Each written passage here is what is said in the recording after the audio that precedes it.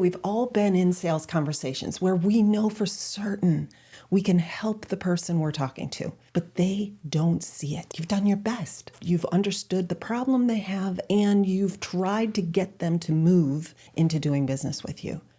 But you're getting objections. You're getting I need to think about it. Or you might be getting, I love this. I am definitely going to think about this and get back with you next week, next month, right?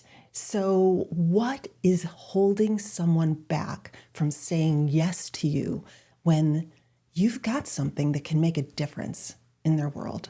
Yeah, it's frustrating. And today I want to share with you the 6-step decision process that someone's mind goes through every time they make a buying decision.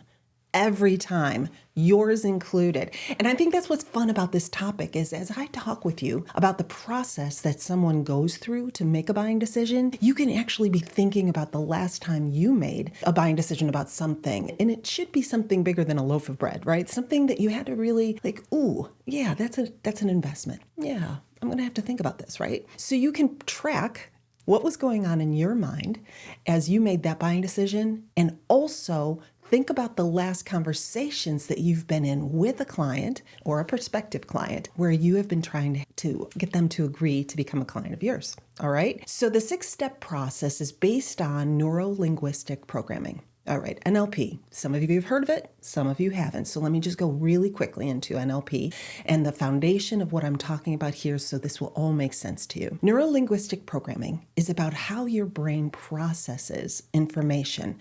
And to an extent, it's at a subconscious level. There's your thinking brain, the one that processes information and uses logic to come to conclusions.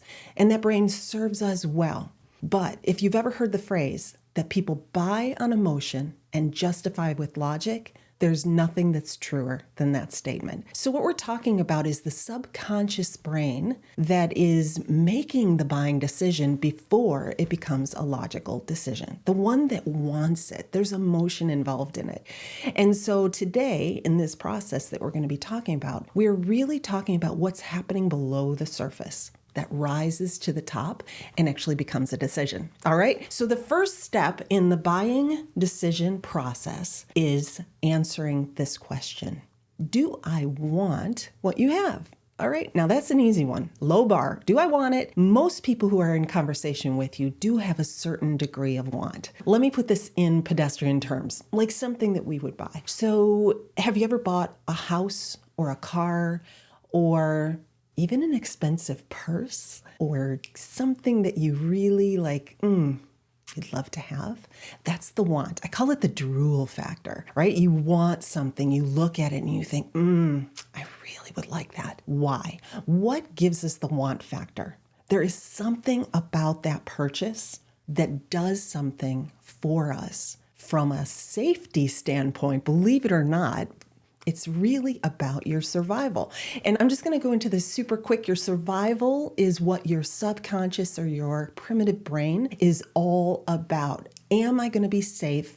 Will I be in community? Those are the two biggest decisions that your subconscious brain has to make for you. It's first safety. Will this keep me alive? That's the bottom line. Is this going to keep me alive? But community is about I am safer in a community where others see me, respect me, and want me to be part of that community, because being out on my own is not safe. It's safer in a community. All right, so how does this go back to, I want that purse, or I want that really good-looking car because I would look so good in that car?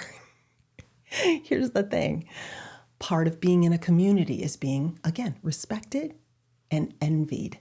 And so a lot of our buying decisions do come from that place of, will this be something that someone will admire me for? Or will this decision be something that is not going to be good for me? That people will look at me, AKA partners, AKA my public, anyone who has any opinion about me. If I do this, will they think less of me? That is not safe. And so a buying decision has that little bit of factor to it. Am I safe? Will this help me? Will this hurt me? Will this make me part of a community, a bigger respect level within that community. And if I can't say that I want this enough to take that risk, then I'm not going to do it. So you think want is easy. You think want is easy, but this is what's going on in the back of someone's mind when they are thinking about whether or not they want to do business with you, if they want the program, if they want to solve the problem that your product or program will actually solve for them. All right, so there's a little bit of an undercurrent that's happening that quite often we do not address. We stay on the surface. We think because they show up on a call that they want what we have. And that's just the first step, right? So we really want to think about want, and I'm going to couple it together with step number 2, and then we're going to talk about what you can do in helping people really create closure on the first 2 steps in the decision process. So the second step, after they decide they want it, is do I need it? Oh, and there's a big difference between want and needs. You guys know that yourself. You've made many a decision to buy something. You want it. But the next thing your mind is going through is, do I really need this? Do I need it more than I don't need it? And that's the tricky part here, guys. That's the tricky part. Because people want something, but if they don't need it enough, it will stall a decision every single time. And I think that we as people who engage in sales conversations sometimes rush through this piece of work because we get, and I used to call it this when I had a sales team, we get happy ears. We hear someone say to us, oh, I saw your program, XYZ program. I saw that, and I think I need that. I think I need that. So we're like, yeah, let me tell you all about it. Let me tell you how cool this program is and what the results you'll get for it. That's beautiful. You've been taught well. However, you're not deep enough. If you're not getting a yes at the end of a conversation, back up to this level of work that you're doing with someone and really ask yourself, are they emotionally connected to the why they want and need what you're selling? Emotionally connected, not logically connected. Emotionally connected. And the emotional connection comes from questions that you ask them before you start going into talking about what the program will do for you. So let me pause there for just a quick second and go back into what I just said about questions. I believe that the more skilled you get at asking deeper level questions, the more you will be able to move someone into a buying decision with you that fits, that works for them, and they are your best client. So instead of just asking the standard level questions that we have, can you go another layer deeper, then another layer deeper with additional questions that will take your buyer on a journey down to the true depth of why they need what it is you're offering? Because down there is such a deep-seated need for what you have. But if you don't take them to that level, then you're up here at the logical, yeah, I think I like what I hear and I think I want that. And then you throw the price out there and they're like, oh my gosh, oh, I had no idea, right? So these are things that you want to consider before you even go to the next steps in the decision-making process with someone. You've got to really spend time in the do I want it, do I need it part of the decision-making process. All right, once you go through there, steps 3 and 4, and even 5, are about a very specific gate that you have to take your people over in order for them to say yes to you. So let's talk about 3.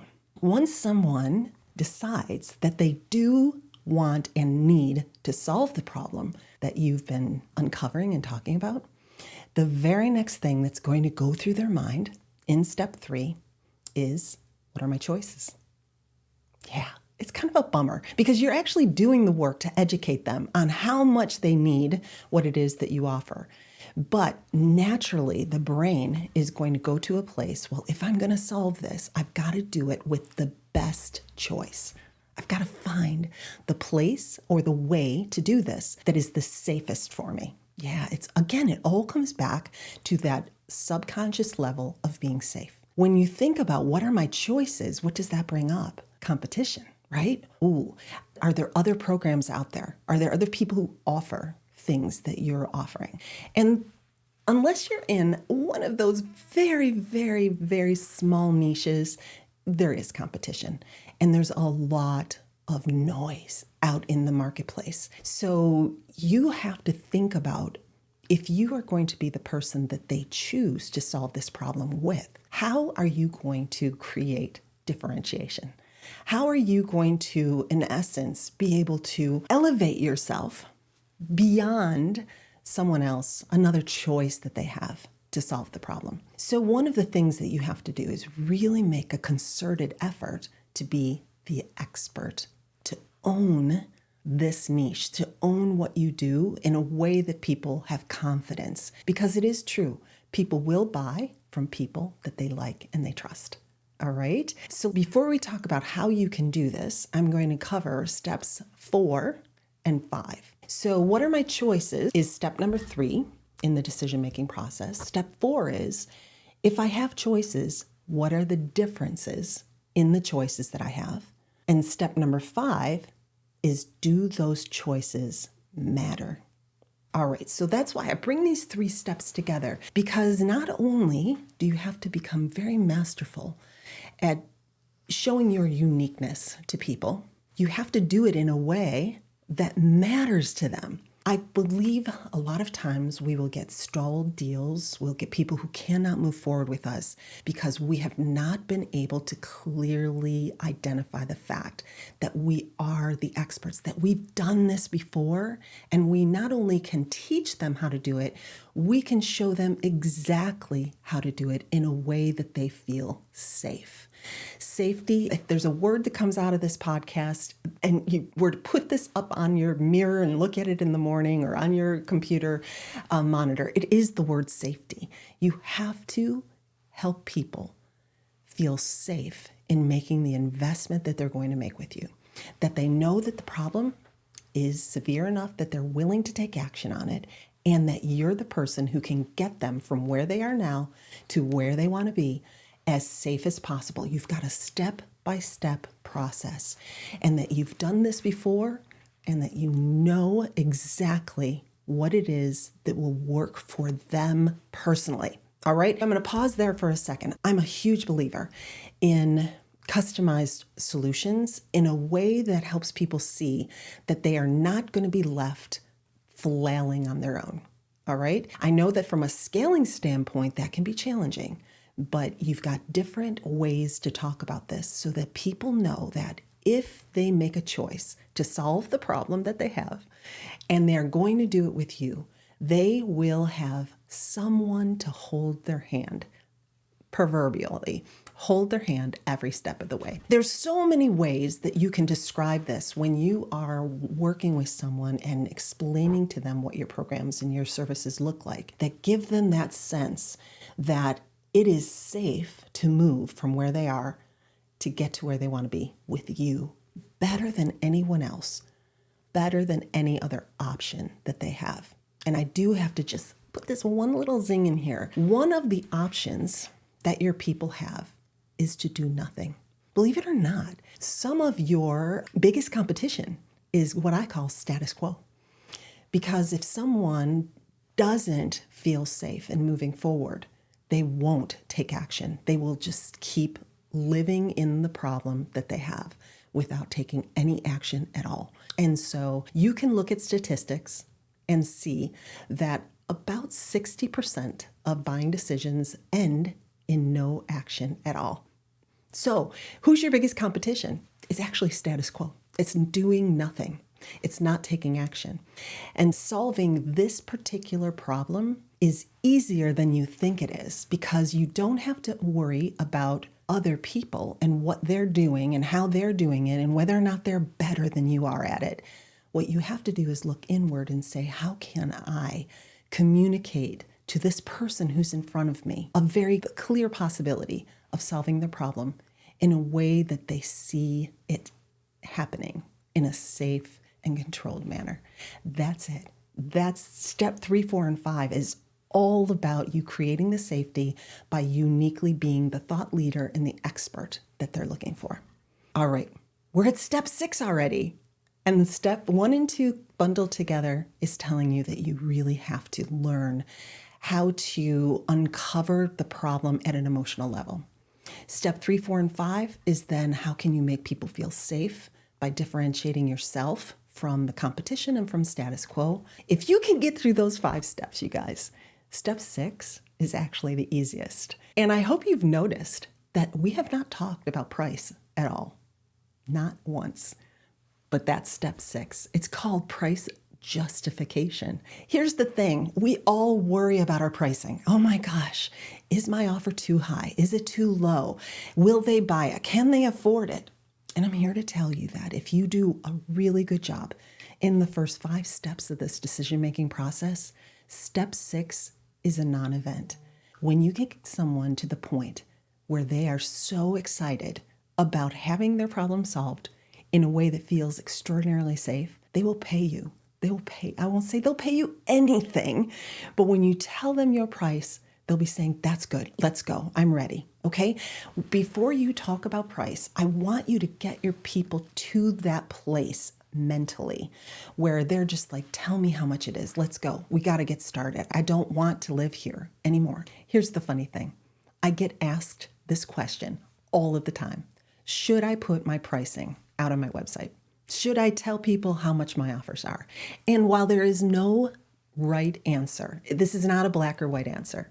I just want to help you understand that I lean towards not publishing pricing for high ticket offers. I lean towards that because you have not helped them understand yet whether or not they want it and whether or not you're the offer they should have. You're literally just putting it out there with absolutely no context to it at all. So I lean towards that. In certain circumstances, it's the right thing to do. But for most parts, you're not going to publish your prices because you want to work people through the decision-making process before you get to the point where you're saying, okay, let's get started. This is how it's going to work, and this is the investment that you'll be making to work through this process to get rid of that problem. It is such an easy transition when you've done your work in the beginning part of the conversation to get them to this point. Alrighty, so here's the thing. I've got something to help you with all of these steps that we talked about today. It's called Getting to Yes Faster. I think it's a resource that would be very helpful for you to register for and work through. It's just a little video series. It takes about an hour. It has some worksheets with it, but it will definitely help you work through why they want to solve the problem, why they would want to solve it with you as their leader or guide, and why they need to do it right now and not delay. All right, so check that out. I would love to hear your thoughts on this podcast. It is a really important part of having quality sales conversations. Everyone can learn to do better. I know I'm a master of sales conversations, and I can always learn to do better. All right, take a look at that. Getting to Yes Faster, gtyfaster.com, and let me know what you think. It's always good to spend time with you all. Have a great week, and I'll talk to you again soon.